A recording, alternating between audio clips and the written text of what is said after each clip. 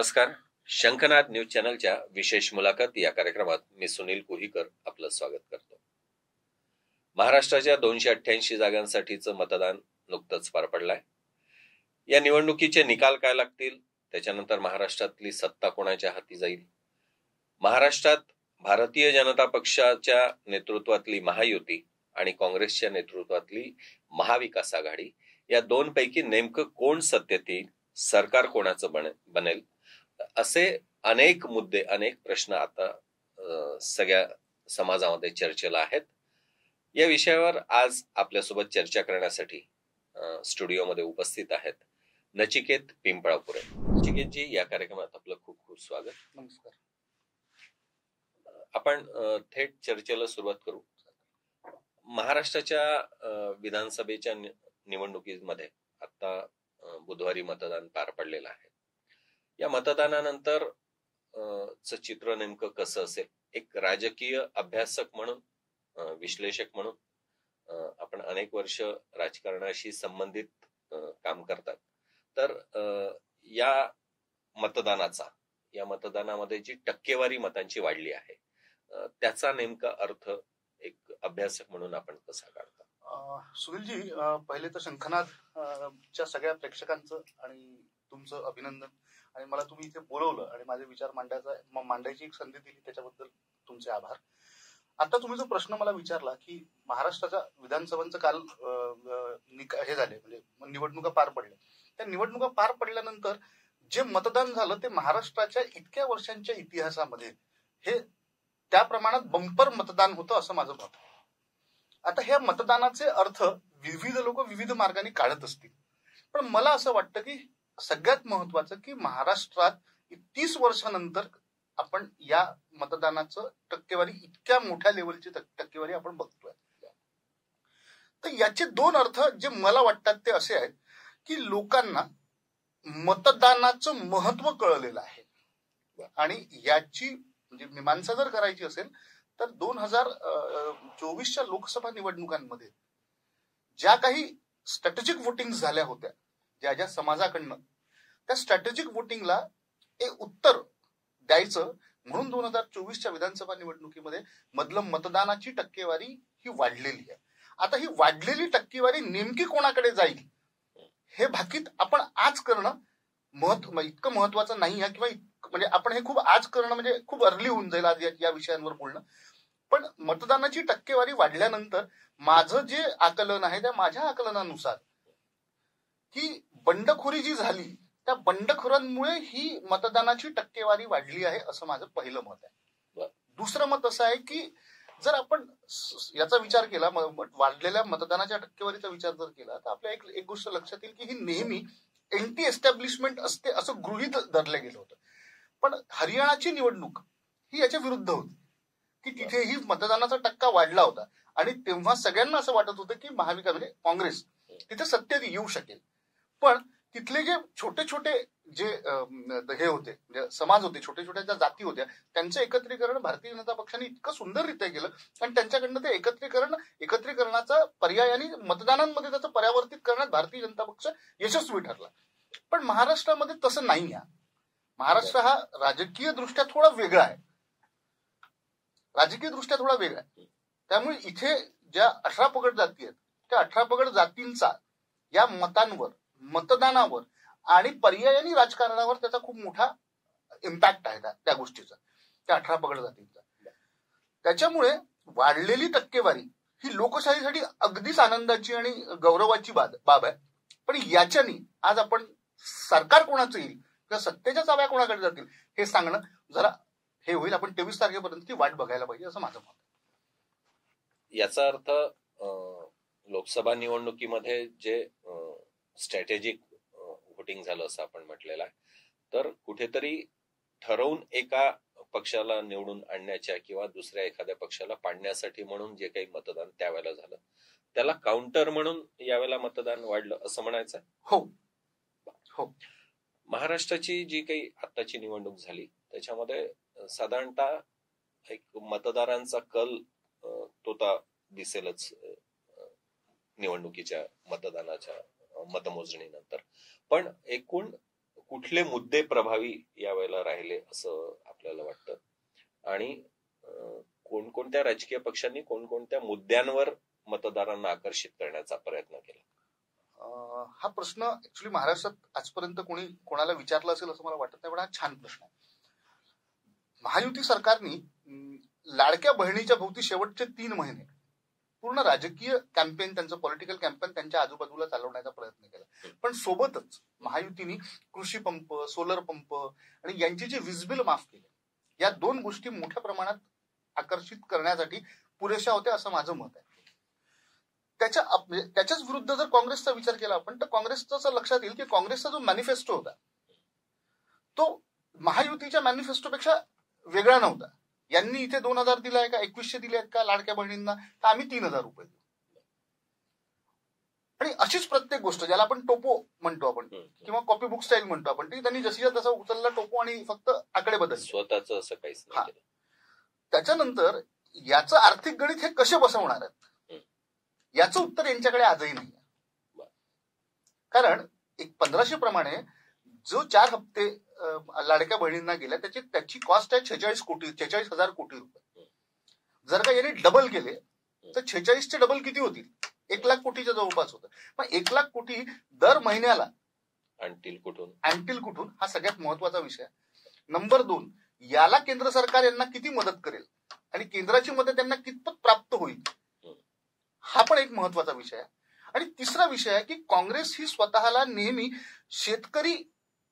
शेतकऱ्यांचं हित जोपासणारी असं तिने आपल्या स्वतःला पोर्ट्रे करायचा प्रयत्न केला. पण या वर्षी यांचं, काँग्रेसचं किंवा महाविकास आघाडीचं प्रो शेतकरी असं कोणतंही कॅम्पेन नव्हतं. किंबहुना आपण एक असं म्हणू शकतो की शेतकऱ्यांचे प्रश्न नाहीत असं नाही, नक्की प्रश्न आहेत, पण ते विरोधी पक्ष म्हणून काँग्रेसला फार उचलून धरता आले नाही किंवा त्याच्यावर फोकस करता आला नाही, की त्याला मतदानाचा विषय बनवण्यात काँग्रेस अपयशी ठरली.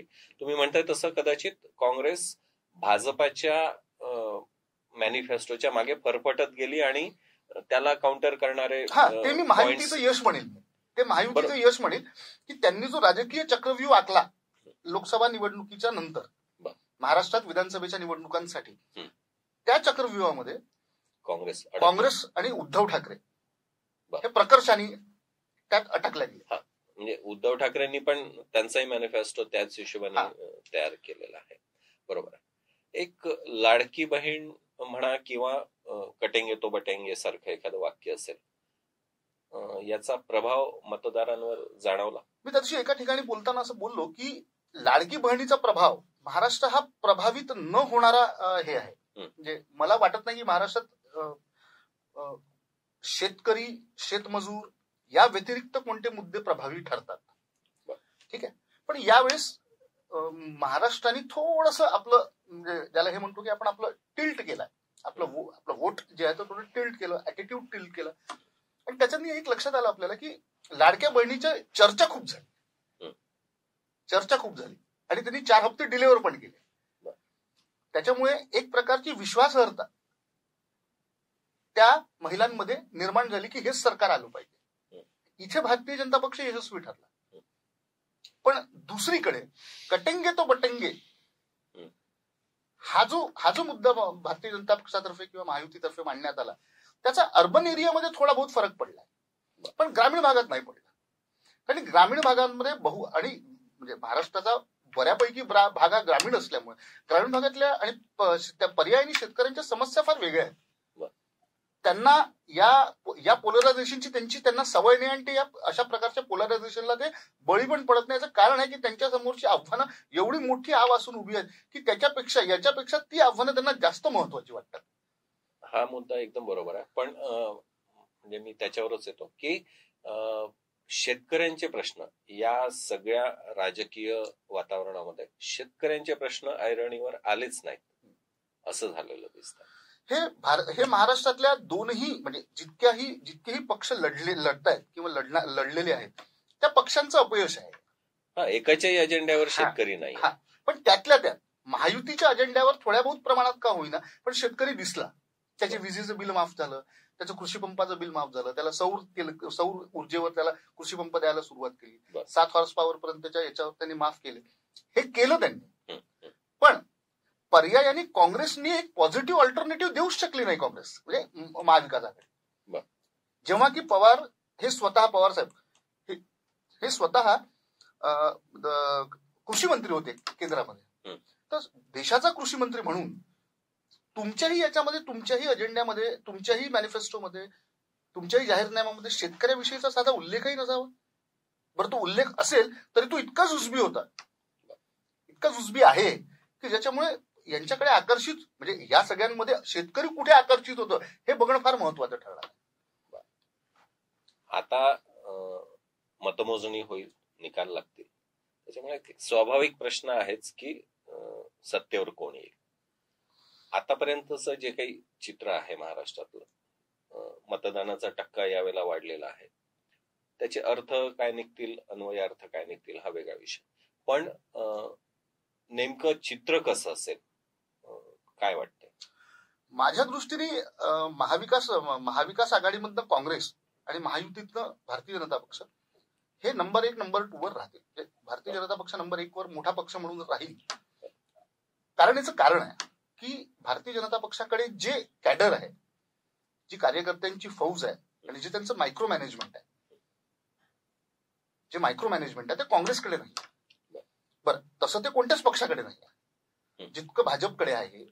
भाजपची निवडणूक यंत्रणा इतकी जास्त सक्सेसफुल आणि इतकी जास्त हे आहे, म्हणजे डीप रुटेड आहे की तुम्ही आपण विचारच करू शकत नाही. म्हणजे काँग्रेसची नागपूर शहरामधली ही परिस्थिती होती की बऱ्याच ठिकाणी त्यांच्याजवळ आजही बूथ कमिटी नाही, आणि बूथ कमिटी शिवाय निवडणूक लढण्याची हिंमत काँग्रेसचे कार्यकर्ते किंवा काँग्रेसचे उमेदवार करत असतील, हे खरंच त्यांचं कौतुक करण्यासारखं आहे. याच्यावर काँग्रेस पक्षाने अजूनपर्यंत लक्ष घातलेलं नाहीये की मुळात जर तुम्हाला निवडणुका जिंकायच्या असतील तर तुमच्याजवळ प्रत्येक मतदार यादीतल्या प्रत्येक एकेका पानाचा एक प्रमुख पाहिजे. इथे 50 प्रमुख पासून सगळी यंत्रणा भाजपने उभी केलेली आहे. त्याच्यामुळे निवडणूक ही भाजपसाठी नेहमी हा व्यवस्थापनाचा विषय राहिला आणि ते व्यवस्थापनातनं भाजप विजयापर्यंत पोहोचते. पण याचं उलट शरद पवारांमध्ये ते स्किल असताना शरद पवारांनी ते का वापरलं नाही महाविकास आघाडीसाठी, हा माझ्यासाठी प्रश्न आहे. पण स्वतःच्या पक्षासाठी तरी वापरला आहे त्यांनी. स्वतःच्या पक्षासाठी त्यांनी वापरलं, पण महाविकास आघाडीसाठी त्यांनी वापरलं नाही. काँग्रेस म्हणजे एका बाजूनी काँग्रेस मोठा पक्ष आणि एका बाजूनी भाजपा मोठा पक्ष, जे अपेक्षित आहे. तर सत्ता नेमकी कोणाची येणार हे तर शेवटी आपल्याला एकूण निकाल लागेपर्यंत थांबावं लागेल. पण अलीकडच्या काळातलं, विशेषतः मागच्या टर्म नंतरचं उद्धव ठाकरेंच्या नेतृत्वातली शिवसेना, ती बघितल्यानंतर उद्धव ठाकरेंची फरफट ती कशी वाटते? उद्धव ठाकरेंची मुळात उद्धव ठाकरेंच्या शिवसेनेची शक्ल पडल्यानंतर उद्धव ठाकरे हे खूप जास्त मला काय म्हणतात त्याला आपण कमकुवत झाल्यासारखे भासले. आणि एक तर ते ठाकरेंना अजूनही बऱ्याच गोष्टी शिकायच्या आहेत. ते अजूनही ती जागा कॅप्चर करू शकत नाही जी उद्धव ठाकरेंची आहे. तर उद्धव ठाकरेही ती जागा कॅप्चर करू शकले नाही जी हिंदू हृदय सम्राट बाळासाहेब ठाकरेंची जागा होती. तर हा जो मोठा डिफरन्स आहे या तीनही, म्हणजे एकाच घरातल्या 3 याच्याबद्दल, म्हणजे वडील, मुलगा आणि नातू, ते तिघांमध्ये यांच्या जो सगळ्यात महत्वाचा की इतकी मोठी मंडळी तुम्हाला एक तर तुम्हाला कळली नाही का, हा सगळ्यात महत्वाचा प्रश्न. नंबर 2, कळली होती तुम्ही थांबवण्यासाठी प्रयत्न का नाही केला, हा दुसरा प्रश्न. हे केल्यानंतरही, हे झाल्यानंतरही तुमच्यातला जो विचार होता हिंदुत्वाचा, तो तुम्ही त्यांच्या दावणीला बांधल्याचा आरोप महाराष्ट्रात होतोय. तर आजही उद्धव ठाकरेंनी इतक्या सभा जेव्हा घेतल्या, त्या सभांमध्ये एक गोष्ट प्रकर्षाने लक्षात आली की त्यांचा विचार तो मागे सोडत चाललेले आहेत. तेही स्वतःला सर्वसमावेशक करण्याच्या भूमिकेकडे निघालेले आहेत असं दिसतं, जेव्हा की शिवसेनेची सर्वसमावेशक आणि अशी भूमिका कधीच राहिलेली नाही महाराष्ट्राच्या राजकारणात. त्यामुळे ही सर्वसमावेशकता शिवसेनेला कितपत तारेल आणि शिवसेनेच्या मतदाराला, जो बाळासाहेबांपासूनचा मतदार आहे, त्याला ते कितपत भावेल, याच्यावर उद्धव ठाकरेंचं आणि उद्धव ठाकरेंच्या नेतृत्वात असलेल्या शिवसेनेचं भविष्य समोर आपल्याला दिसेल. 3 नेत्यांची साधारणतः चर्चा महाराष्ट्राच्या राजकारणात होते, जे नेतृत्व आहे महाराष्ट्राचं. एक शरद पवार, एक उद्धव ठाकरे आणि देवेंद्र फडणवीस. तर शरद पवारांचं तर ठीक आहे, एक आता त्यांचं वय पण झालं आहे, पण याही वयात त्यांनी एक स्वतःची एक शक्ती, स्वतःची कामाची एक पद्धत ती सिद्ध केली आहे. त्यांच्या राजकारणाची पद्धत ती पण सिद्ध झाली आहे. उद्धव ठाकरेंचं एक वेगळं नेतृत्व आहे. देवेंद्र फडणवीसांचं नेतृत्व, त्यांच्या नेतृत्वात महाराष्ट्राची निवडणूक लढवली गेली, लोकसभा असेल किंवा आता विधानसभा असेल. महाराष्ट्रातलं भावी नेतृत्व म्हणून पुन्हा एकदा त्यांच्याकडे सगळा देश बघतोय. तुम्ही त्यांच्या सोबतही अनेक वर्ष काम केलंय.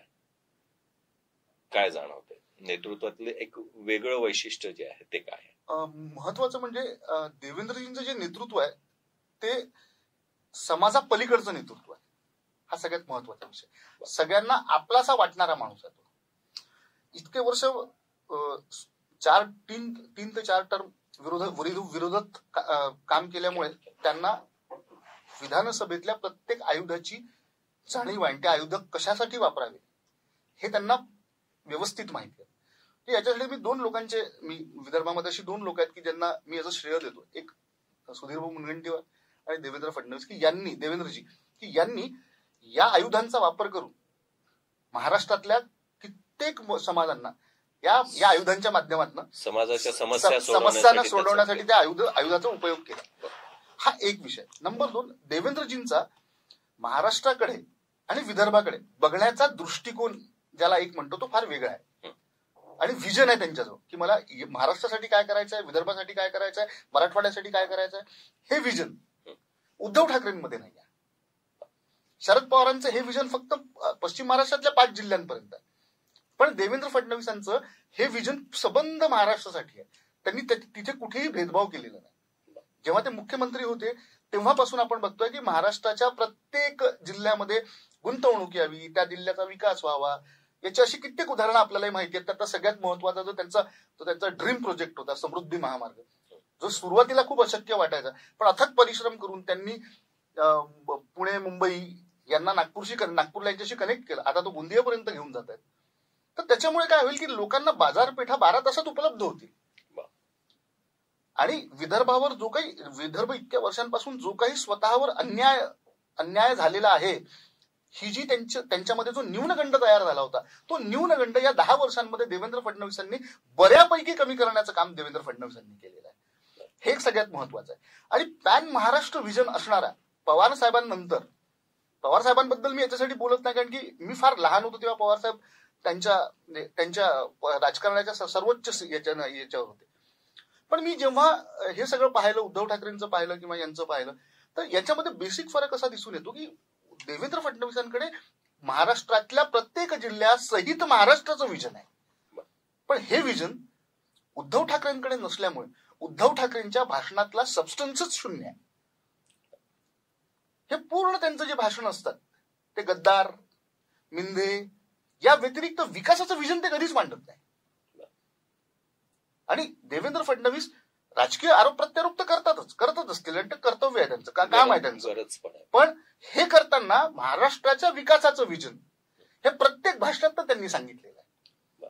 हा सगळ्यात म्हणजे ही मला वाटतं देवेंद्र फडणवीसांची आणि नितीनजींची हे वैशिष्ट्य आहे की यांनी प्रादेशिक असमतोल जो होता काँग्रेसच्या काळामध्ये, तो प्रादेशिक असमतोल 2014 ते 2024 या 10 वर्षांमध्ये त्यांनी बऱ्यापैकी कमी आणलाय. ते जर तुम्ही शासकीय आकडेवारी काढाल तर तुमच्या लक्षात येईल की अनुशेष फार कमी झाले, रस्त्यांचे अनुशेष कमी झाले, सिंचनाचे अनुशेष कमी झाले. आज पूर्ण महाराष्ट्राला अनकट पॉवर मिळतोय, म्हणजे वीज इलेक्ट्रिसिटी अनकट मिळते. आता त्याच्यामधले ते हा जो एक इश्यू आहे की महाराष्ट्रात वीज काय म्हणतात त्याला महाग आहे म्हणून इथे आपल्या इथे उद्योग येत नाही, स्थिरावत नाही. याच्या मागचं दुसरं कारण असं आहे की आपण पर्यायी ऊर्जेचा कधीच विचार केला नाही. आणि पर्यायी ऊर्जेचा विचार हा देवेंद्र फडणवीसांनी 2014 मध्येच मांडला होता की आपल्याला हे खूप वर्ष करता येणार नाही, आपल्याला आता पर्यायांवर विचार करावा लागेल, जिथून वीज निर्मिती होईल आपण हे आणू. नंबर 3 याचं सगळ्यात मोठं वैशिष्ट्य की आर्थिक घडी, महाराष्ट्राच्या नेतृत्वाला आर्थिक घडी कळते आणि त्यामुळे अर्थव्यवस्थेला चालना देण्यासाठी परकीय गुंतवणूक कशी काय आपल्याकडे घेऊन येता येईल, त्यांना कसं कन्व्हिन्स करता येईल, याच्यामध्ये देवेंद्र फडणवीस हे फार समोर आहेत, फार समोर आहेत. याच्यामध्ये उद्धव ठाकरे किंवा पवार साहेब याच्यासाठी मी त्यांना हे नाही करत, कारण की त्यांचे बॅरियर्स आहेत त्यांना, कारण की त्याच्या समोर ते जाऊच शकत नाही. एक महाराष्ट्रातल्या एकूणच जनतेचं किंवा मतदारांचा जर आपण विचार केला तर एक असं लक्षात येईल की थोडी प्रगल्भ जनता इथली आहे. एक थोडासा कुंपणा पलीकडचा विचार, चौकटी पलीकडचा विचार करणारी माणसं या राज्यात आहेत.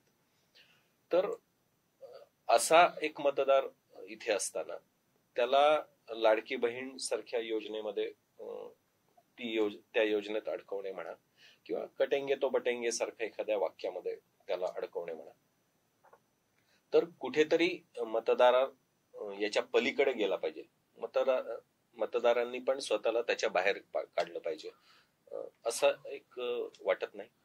मला याच्यावर काळजी करण्याचं मला याच्यासाठी कारण वाटत नाही, कारण की महाराष्ट्रातला मतदार हा मुळातच प्रगल्भ आहे आणि प्रगल्भ असल्यामुळे ते नॅरेटिव्ह कोणाचंही का असो ना, ते महायुतीचं असो किंवा महाविकास आघाडीचं असो, जे ध्रुवीकरण करणार असतं त्याच्यावर लक्ष नाही देत, तो त्याच्यानी आकर्षित होत नाही. हे सगळ्यात महत्वाचं आहे. ते कालच्या मतदानाच्या वेळेस कालच्या मतदानाची वाढलेली टक्केवारी हे बटेंगे तो कटेंगे किंवा याच्यासाठी नाही, लाडकी बहीण नाही, तर आम्हाला याच्या पलीकडे जाऊन विचार करायचा आहे. म्हणून आणि सगळ्यात महत्वाचं की लोकशाहीतलं माझं हे प्रमुख कर्तव्य आहे. प्रमुख कर्तव्य आहे, ज्याला आपल्या हिंदू शास्त्रांमध्ये ज्याला धर्म म्हटलंय, की आपल्या इथे दायित्वाला धर्म म्हटलं, तर आपल्या इथे आपलं म्हणजे 21व्या शतकातला जर धर्माची परिभाषा करायची असेल तर त्यात आपल्याला मतदान हे सुद्धा त्याच्यात जोडावं लागेल.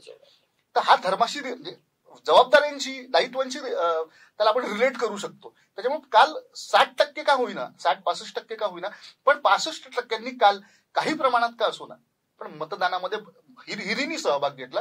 हे सगळ्यात महत्वाचं आहे. आणि आपल्या इथल्या मतदाराला, महाराष्ट्रातल्या प्रिसाइजली जर बोलायचं असेल तर महाराष्ट्रातल्या मतदाराला या पटडीच्या बाहेर घेऊन जाण्याची गरज नाही, याच्यासाठी नाहीये, कारण की महाराष्ट्र हा मुळातच मिक्स्ड कल्चरचा आहे. एक नंबर दोन इथे शिक्षणाची जी पातळी आहे, म्हणजे एज्युकेशन स्टँडर्ड्स जे आहेत ते इतके हाय आहेत की या नॅरेटिव्हचे इथे खूप जास्त इम्पॅक्ट होत नाही. माझा तोच प्रश्न होता की कुठेतरी आता म्हणजे अशा ती राजकीय गरज असेल हा वेगळा भाग, पण अशा योजनांच्या पलीकडे सरकार गेली पाहिजे, जनतेने पण स्वतःला त्याच्या पलीकडे नेलं पाहिजे असं वाटत नाही का?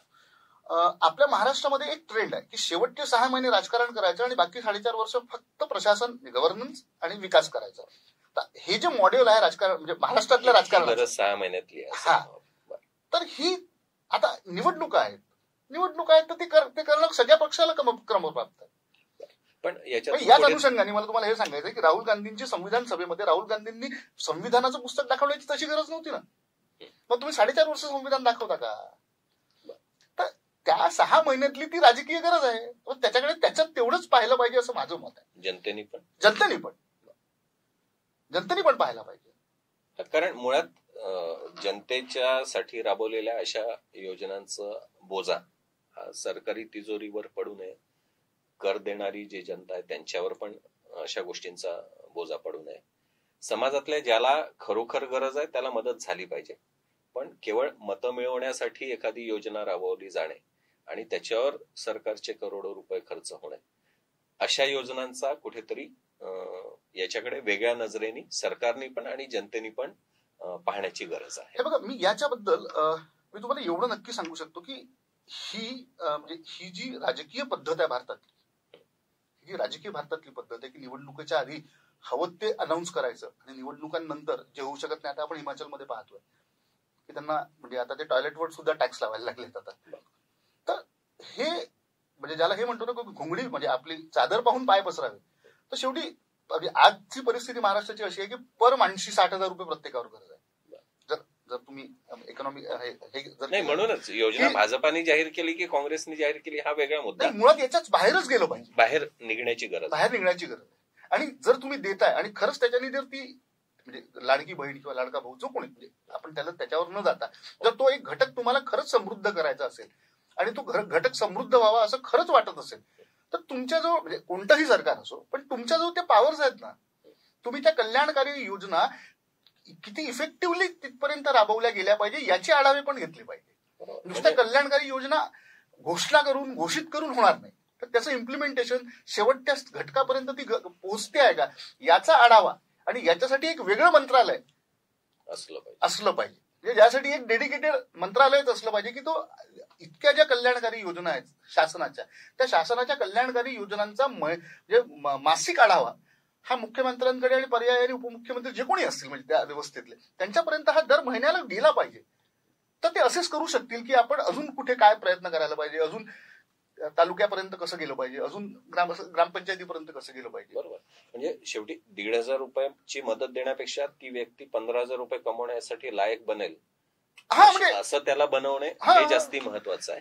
किंवा मी अजून उलट असं म्हणेल की ही जी तुम्ही मदत करताय लाडकी बहीण किंवा लाडका भाऊ म्हणून, तर त्यांना ही मदत करताना त्यांच्यामधली उद्यमशीलता ती विकसित केली, ती कशी विकसित होईल याच्यावर पण विचार झाला पाहिजे. एक शेवटचा प्रश्न या चर्चेमधला की यावेळीची निवडणूक ही महाराष्ट्रातली जातीची जी समीकरणं मांडली, जातीची समीकरणं हा निवडणुकीच्या राजकारणाचा एक अविभाज्य भाग आहे असं आपण म्हणू. पण पहिल्यांदा दलित ओबीसी मराठा असं एक समाजातलं विभाजन जे आहे ते करण्याचा व्यवस्थित एक प्रयत्न यावेळेला झालेला आपल्याला दिसला. लोकसभेच्या निवडणुकीलाही ती पार्श्वभूमी होती, विधानसभेमध्ये पण काही चित्र फारसं बदललं नाही. एकूण समाज नेमका राजकारणाचा विषय नाही, एकूण समाज आपला नेमका कुठे चाललाय असं वाटतं. मला असं वाटतं की म्हणजे कोणताही समाज का असो ना, पण त्याला त्याच्या प्रगतीसाठी आरक्षण हा त्याच्यासाठी सगळ्यात मोठा मुद्दा वाटतो. तर महत्वाचं याच्यावर शासनाकडनं म्हणण्यापेक्षा शासनासाठी काम करणाऱ्या जितक्याही एनजीओज आहेत किंवा अजून त्यांचं प्रबोधन झालं पाहिजे की आरक्षण हा त्यावरचा शाश्वत उपाय नाही आहे, आणि आरक्षण हा कधीच शाश्वत उपाय होऊ शकत नाही. तर शाश्वत उपायाकडे आपण कसं घेऊन गेलो पाहिजे या समाजाला, तोच त्याचा पर्याय आहे. आणि आरक्षणाचं राजकारण करणं हे दुर्दैवी आहे. त्याच्यापेक्षा त्यांना शाश्वत विकासाकडे घेऊन जा, मग तो कधीच या आरक्षण नावाच्या या मुद्द्याकडे किंवा या शब्दाकडे तो कधीही ढुंकूनही बघणार नाही. ही चर्चा खरं म्हणजे अजूनही पुढे सुरू राहावी असं तुम्हाला आम्हाला सगळ्यांना वाटणं स्वाभाविक आहे. नचिकेतजी गेली अनेक वर्ष राजकारणाशी संबंधित आहेत, समाजकारणाशीही त्यांचा संबंध आहे. एक राजकीय परिस्थितीचा अभ्यास करणे, त्याचा अभ्यासातून त्याचं विश्लेषण करणे हा त्यांचा छंद आहे, आणि म्हणूनच आज आपण त्यांना इथे निमंत्रित केलं होतं. नचिकेतजी, शंखनाथच्या निमंत्रणावरून आपण या ठिकाणी आलात, उपस्थित झालात, आपले खूप खूप आभार. धन्यवाद.